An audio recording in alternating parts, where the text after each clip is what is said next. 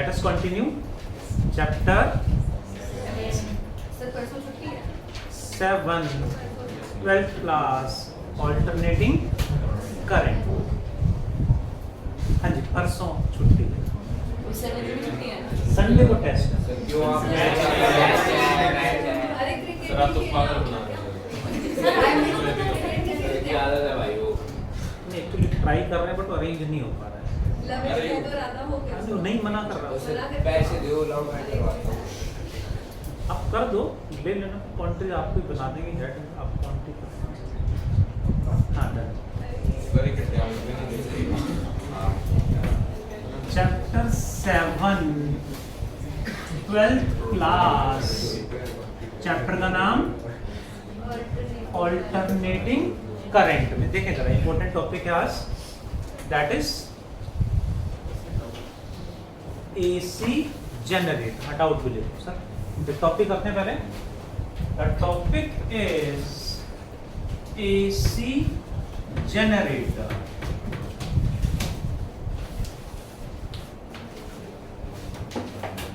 दो ही टॉपिक बचे, AC generator and transformer. So let us continue with AC generator. क्या होता है AC generator? The device which converts mechanical energy into electric energy. यानी सही में देखें तो it generates nothing, it is exactly a converter. ये मैकेनिकल एनर्जी को इलेक्ट्रिक एनर्जी में कन्वर्ट कर रहा है। Got it? The device which converts mechanical energy into electric energy. Do write fast. The device which converts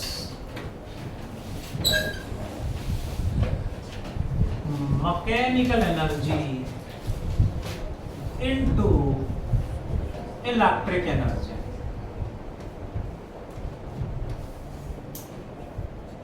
Mechanical energy into electric energy is AC generator. What is its principle?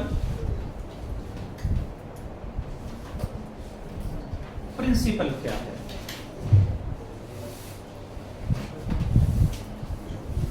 Exactly reverse of the principle of moving coil galvanometer. समझेंगे इस बात।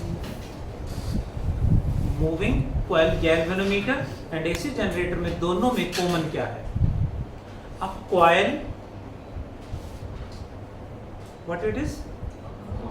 Or no? A coil placed in uniform perpendicular magnetic field. A coil is placed in uniform perpendicular magnetic field में coil को रख दिया। Got it? Now coil में current pass करा देंगे तो वो रोटेट कर जाएगी, टॉर्क प्रोड्यूस हो जाएगा। Principle of galvanometer. Current pass कराएंगे तो रोटेट करेगी गैल्वेनोमीटर। रोटेट करा देंगे तो उसमें करंट इंड्यूस हो जाएगा। रोटेट करा देंगे तो उसमें ईएमएफ इंड्यूस हो जाएगा। That is principle of AC generator. When a coil is placed in a uniform perpendicular magnetic field. Clear है? अब उसमें करंट पास कराएंगे तो रोटेट कर जाएगी, principle of galvanometer. And rotate कराएंगे तो करंट और ईएमएफ इंड्यूस हो जाएगा, प्रोड्यूस हो जाएगा। That is principle of AC generator. क्या लिखेंगे Siddharth? Uniform perpendicular magnetic field में कॉइल को हमने रख दिया। देन कॉइल को रोटेट करा देंगे तो क्या होगा, ईएमएफ और करंट इंड्यूस हो जाएगा। This is the principle of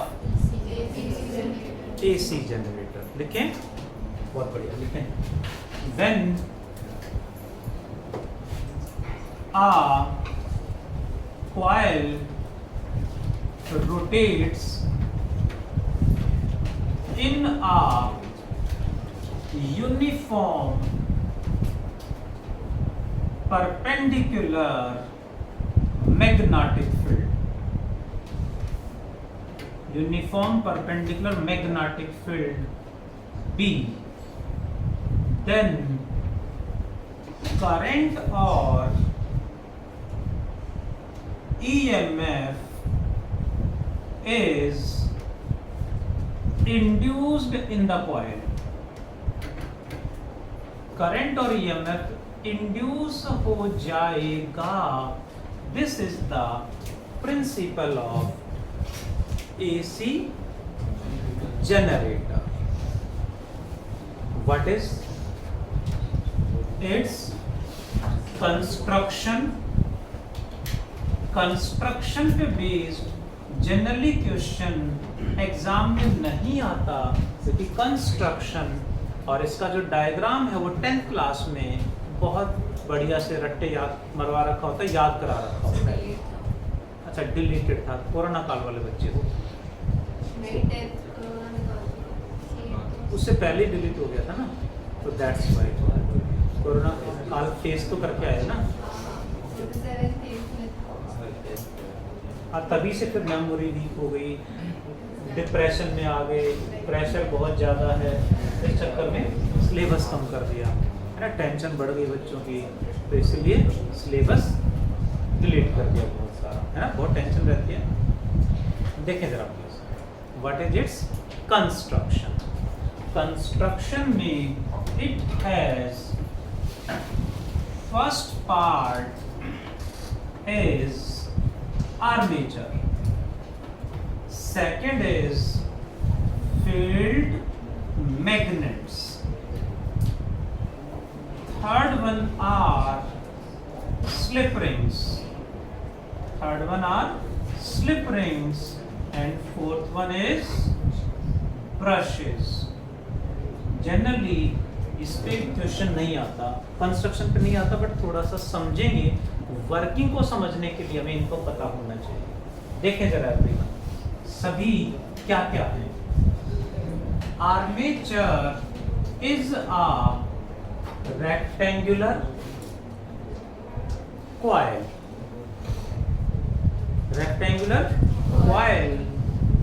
having fixed on a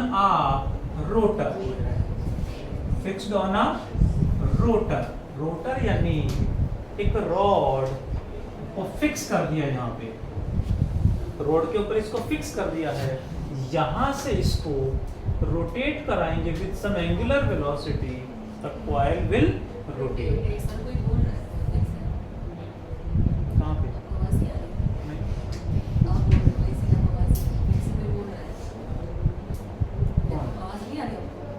हाँ,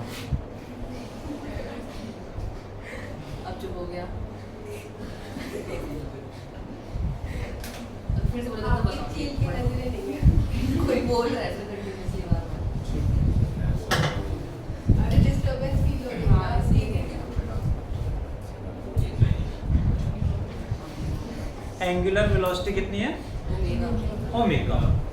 रोटर है ये, इस रोटर की हेल्प से हम इसे रोटेट करा रहे हैं, रोटेट करेंगे।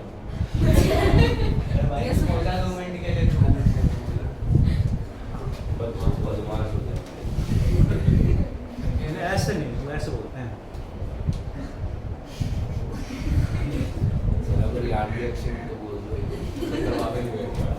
चलो देखो जरा प्लीज, टॉपिक क्या है। रोटर यानी एक रॉड है, उसके ऊपर इसको फिक्स कर दिया, and large number of turns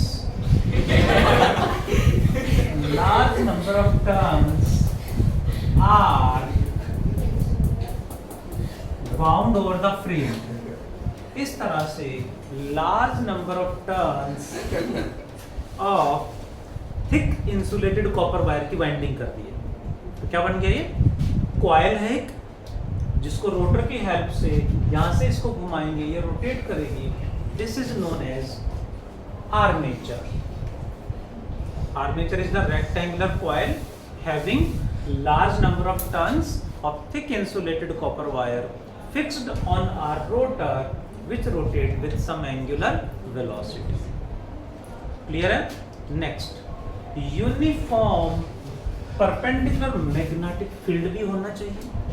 For that we provide magnetic poles. We provide magnetic poles, north and south poles, which produces uniform perpendicular magnetic field. Magnetic pole रख दिए यहाँ पे, जिससे इसके across uniform perpendicular magnetic field यहाँ provide हो जाएगा. These are known as field magnets. Field magnets are the magnetic poles which provide uniform perpendicular magnetic field. जैसे ही फील्ड के अंदर एक कॉइल रोटेट करेगी, इसमें इलेक्ट्रिसिटी जनरेट हो गई, ईएमएफ इंड्यूस हो गया, करंट इंड्यूस हो गया. अब जो करंट और ईएमएफ इंड्यूस हुआ है उसे मुझे यहाँ कंज्यूम करना है किसी डिवाइस के अक्रॉस. उसे हम रिप्रेजेंट करते हैं लोड रेजिस्टेंस RL से. लोड रेजिस्टेंस मीन्स वो डिवाइस जहां हमें इलेक्ट्रिसिटी को कंज्यूम करना है. It may be a fan, bulb, TV, refrigerator, कोई भी डिवाइस हो सकता है. इलेक्ट्रिसिटी को यहाँ कंज्यूम करना है. अब क्वेश्चन आया, ये तो रेस्ट में है, डिवाइस है, बट ये रोटेट कर रहा है. क्या मैकेनिज्म यहाँ लगाएं जिससे इलेक्ट्रिसिटी यहाँ पहुँच जाए और कोई डिस्टरबेंस भी ना हो. ये रोटेट करता रहे, ये रेस्ट में रहे और इलेक्ट्रिसिटी ट्रांसफर हो जाएगी. तो इन दोनों का काम वही है, इलेक्ट्रिसिटी को यहाँ से यहाँ ट्रांसफर करना. प्रॉब्लम क्यों है? क्योंकि ये रोटेट कर रहा है, ये फिक्स है, ये रेस्ट में है. तो ऐसे में वो रोटेट करता रहे, वो फिक्स रहे और इलेक्ट्रिसिटी भी ट्रांसफर हो जाए. उसके लिए व्हाट वी डू, इस रोटर के ऊपर we fix 2 circular metallic rings R1, circular metallic rings R1 and R2. What are slip rings? Circular metallic rings. काम क्या है? इलेक्ट्रिसिटी को आर्मेचर से लोड रेजिस्टेंस तक पहुंचाना. नेक्स्ट, वायर के वन एंड को इससे कनेक्ट कर दिया हमने, दूसरा जो एंड है उसको R1 के अंदर से पास कराया है, R1 को टच नहीं कर रहा है, R1 से इंसुलेटेड है, बट उसके अंदर से पास करा के R2 से टच करा दिया है, R2 से कनेक्ट कर दिया है, जिससे करंट यहाँ पहुंच गया, सर्कुलर रिंग पे आ गया, यहाँ से करंट इस पे आ गया, यानी करंट स्लिप रिंग्स पे आ गया. बाकी क्या करें? We use brushes. Brushes are the metallic pieces और कार्बन रॉड्स भी यूज करते हैं. इसका काम भी वही है, इलेक्ट्रिसिटी को कहां से कहां लेके जाना. शिवम, आर्मेचर से लोड रेजिस्टेंस तक लेके जाना. अभी मैकेनिज्म है कैसे, समझेंगे जरा. ये है रोटर. रोटर के पैरेलल वायर आ रही हैं, यहाँ सर्कुलर मेटालिक रिंग लगा दी ऐसे, ये रोटर रोटेट करेगा तो ये जो सर्कुलर रिंग है, स्लिप रिंग है, ये भी रोटेट करेगी. बट आगे से जो वायर आ रही है उससे इसमें करंट आ गई, इस पे करंट है, ठीक है. इसके ऊपर एक मेटालिक पीस ऐसे कहीं और फिक्स करेंगे और इससे ऐसे टच करा देंगे, जिससे क्या होगा, ये ऐसे रोटेट करता रहेगा, ये रोटेट नहीं कर रहा है, फिक्स है, वो टच रहेगा, कांटेक्ट में रहेगा, तो इलेक्ट्रिसिटी स्लिप रिंग से मेटालिक पीस ब्रश के पास जाएगी और आगे सप्लाई होती रहेगी। ये रोटेट कर रहा है, ये रोटेट कर रहा है, ये फिक्स है, बट कांटेक्ट बना हुआ है जिससे इलेक्ट्रिसिटी ट्रांसफर हो जाती है। आर्मेचर से इलेक्ट्रिसिटी यहाँ लेके आने के लिए हमने दो मैकेनिज्म लगाए हैं, स्लिप रिंग्स एंड ब्रशेस। दोनों का काम इलेक्ट्रिक एनर्जी को आर्मेचर से लोड रेजिस्टेंस तक ट्रांसफर करना है। But are slip rings circular metallic rings, brushes metallic pieces or carbon rods which are used to supply electricity or electric energy from armature to load resistance. Electricity produce करने के लिए they are enough, इन दोनों से electricity produce हो गई, तो supply कैसे करें उसके लिए दोनों मैकेनिज्म लगाए। Now let us talk about working. Generally यहाँ से क्वेश्चन वर्किंग पे ही आता है। वर्किंग क्या है समझते हैं जरा। What is working? Coil will rotate with some angular velocity omega, then magnetic flux कितना होगा? Magnetic flux across the coil, or we can say armature, across the coil at any time. Magnetic flux का formula क्या बताया Sharda?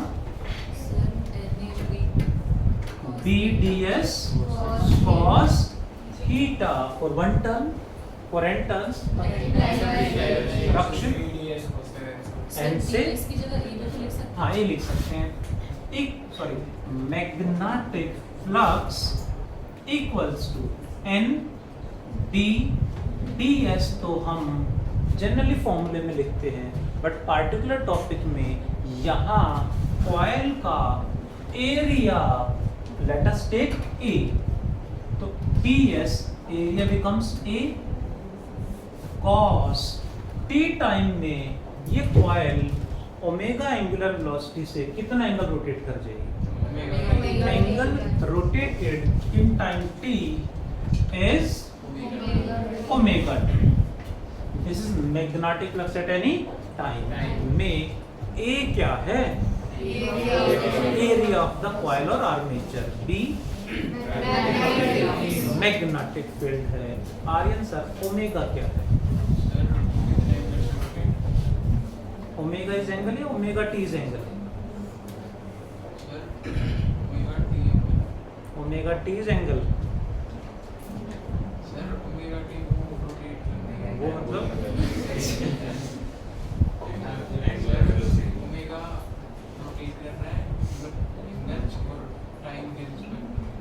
Omega है क्या? ऐसे ऐसे क्यों कर रहे हो? रिएक्ट इस तरह से कर रहे थे, पता कैसे रिएक्ट कर रहे थे मित्रों? है ना, बस बोलना रह गया था, टॉपिक क्या था प्लीज समझ गया मैं, आप भी समझो ठीक है, जहां हो वहां से यहाँ आ जाओ। समझ गए? ओमेगा क्या है? Angular velocity of rotation. जी फ्लक्स आ गया, ईएमएफ निकालना है, क्या अप्लाई करना है अर्श? अकॉर्डिंग टू दो स्टेप है बस, डेरिवेशन ऑलमोस्ट ओवर होने वाला है। According to Faraday's law of EMI electrolysis, EMI, Faraday's law of EMI induced EMF, that is V is equals to minus d5d by dt। ध्यान दें, यहाँ नंबर ऑफ टर्न्स भी था, but number of turns 5d के साथ consider कर लिया, तो यहाँ दोबारा कंसीडर नहीं होगा। ठीक है सर? युग एक आध वर्ड बिना देखे बोला, आजकल तो नेता भी बिना पेज के बोलने लगे थोड़ा थोड़ा। अच्छा प्लीज माइनस, सुने जरा, minus D five by D T यानी 5b को इसको डिफरेंशिएट करना है। बताओ तुमने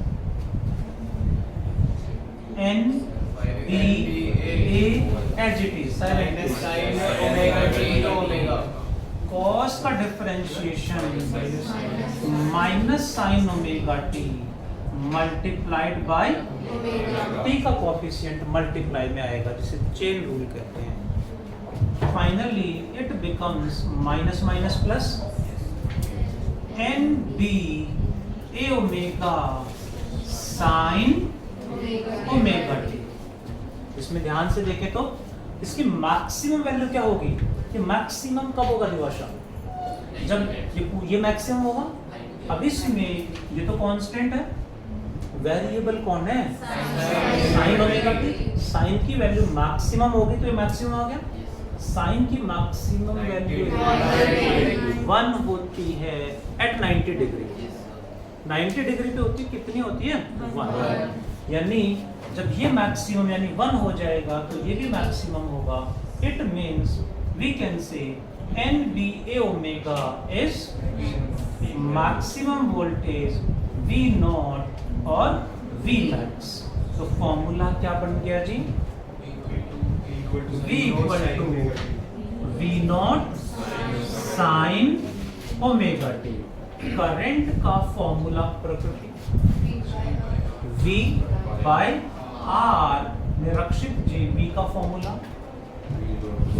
N B A omega sine omega T बाय R। What is N B A omega by R? I naught मतलब क्या? Maximum current. So it becomes I equal to I naught sine omega T. किसकी equation है? This is I, ये equation किसकी है? This is equation for alternating current. Chapter start किया तो पहला फॉर्मूला यही पढ़ा था हमने, ऑल्टरनेटिंग करंट। यहां से जब हमने डिराइव करा तो आंसर यही आ रहा है, यानी ये डिवाइस जो प्रोड्यूस कर रहा है वो AC है, तो device is AC generator. What is the important part? Working. ज्यादा इंपॉर्टेंट क्यों हो गया? बोर्ड एग्जाम में क्वेश्चन आया, ये नहीं लिखा describe the working of AC generator, language घुमा दी। क्या क्वेश्चन था?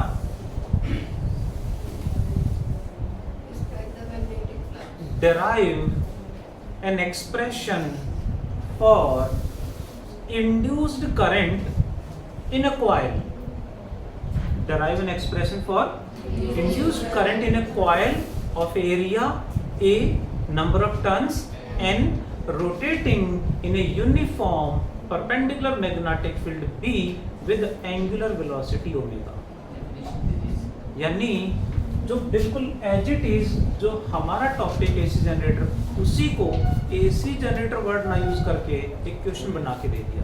Coil, number of turns N, field B, area A, angular velocity omega के साथ रोटेट कर रहा है तो कितना करंट इंड्यूस होगा। मींस ये नहीं करना, ओनली वर्किंग। तो ये भी हमें ध्यान रखना पड़ेगा। जो बोलते हैं ना कि फिजिक्स का पेपर डिफिकल्ट आ रहा है, डिफिकल्ट हो गया है, तो डिफिकल्ट आता है, ऐसा नहीं है। वो डिफिकल्ट नहीं है, आपको बोल देते describe working of AC generator, तो मोस्टली बच्चे लिख पाते उस क्वेश्चन को। वो सारे बच्चे नहीं लिख पाए क्योंकि उन्हें ये नहीं पता कि वर्किंग है क्या। हमें उसका मीनिंग पता होना चाहिए, तभी एग्जाम में क्वेश्चन कर पाएंगे, क्योंकि डायरेक्ट वर्ड यूज कम कर रहे हैं। क्या क्वेश्चन पूछ लिया था? Derive an expression for induced current in a coil of area A, number of turns N, rotating in uniform perpendicular magnetic field B with angular velocity means that is। अच्छा, working difficult कितनी समझे जरा। 2 step हैं। पहला step magnetic flux at any time. Magnetic flux at any time, value put की NBA cos omega t. फिर क्या करा? According to Faraday's law induced EMF is differentiate कर दिया, we got voltage, we got current. दो step है, पहला magnetic flux at any time, then दूसरा step according to Faraday law induced EMF is minus D phi B by D T, यानी magnetic flux को differentiate कर देना है। करें, डू फास्ट एवरीवन, फिर क्वेश्चंस करेंगे, ये हो गया ना? ये एक्सप्लेन करूंगा, डू फास्ट प्लीज। देखें जरा क्वेश्चन नंबर 39।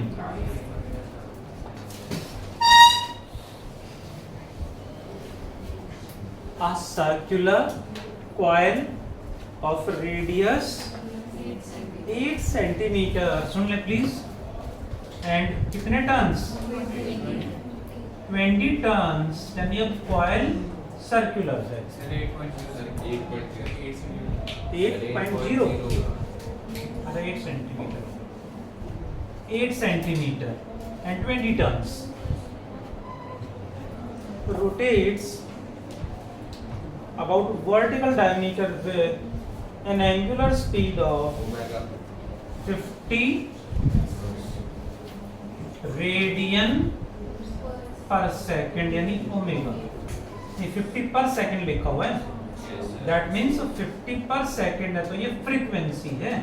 ओमेगा तो हमें कैलकुलेट करना पड़ेगा विद द हेल्प 2 पाई। ये फ्रीक्वेंसी पर सेकेंड में फ्रीक्वेंसी होती है, कितना बन जाएगी?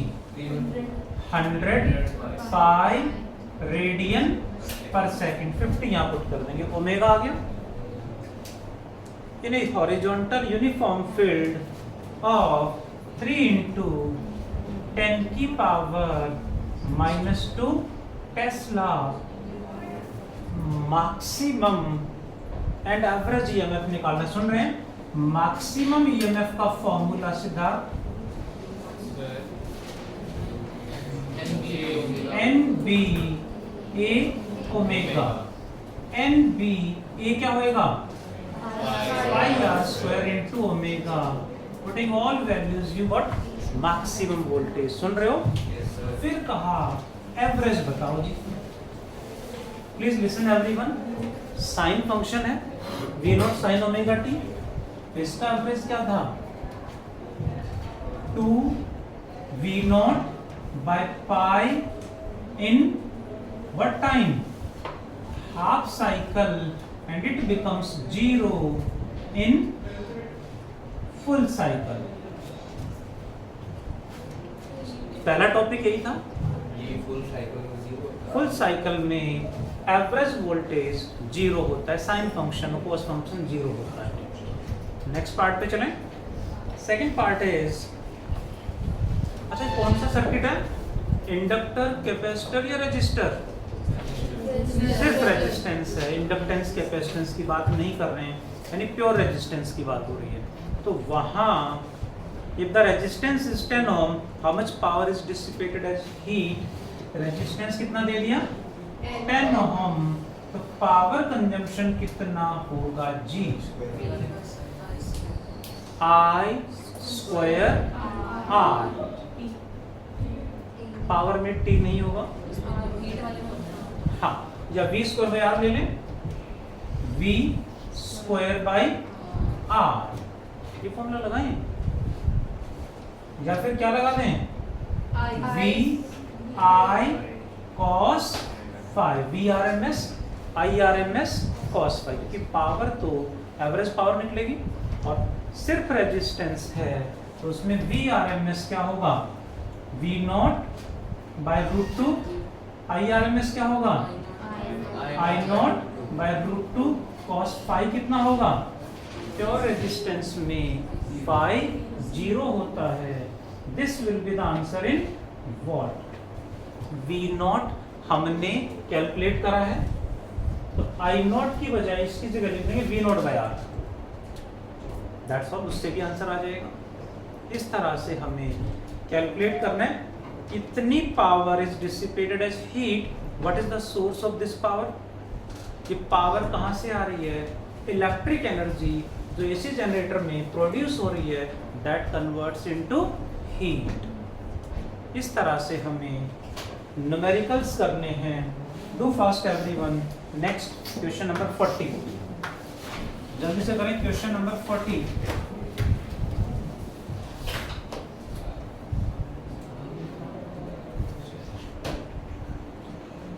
Question number 40, do attempt fast, फिर क्लास पैकअप करेंगे, जल्दी से कंप्लीट करें।